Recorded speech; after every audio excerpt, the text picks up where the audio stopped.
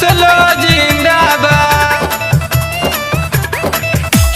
आर्यो जिंदाबाद। रामपुर पे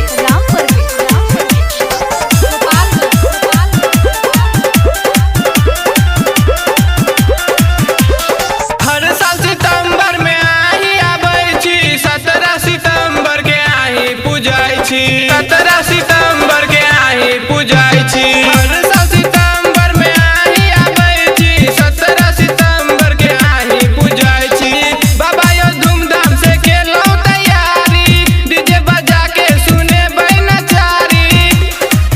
रेलगाड़ी मोटर गाड़ी तोहर छाबार। डीजे वाला भाई तनी बेस बढ़ावा, अरे हट हट हट तनी बेस बढ़ावे दे।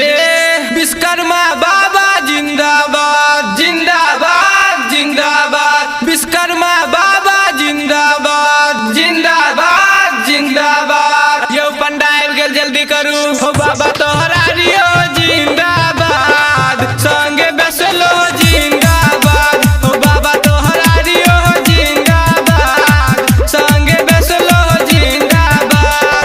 रेलगाड़ी मोटर गाड़ी राखै छ सब आबाद, हो बाबा तोहरा रियो जिंदाबाद, संगे बेसलो जिंदाबाद। हो बाबा तोहरा रियो जिंदाबाद, संगे बेसलो जिंदाबाद।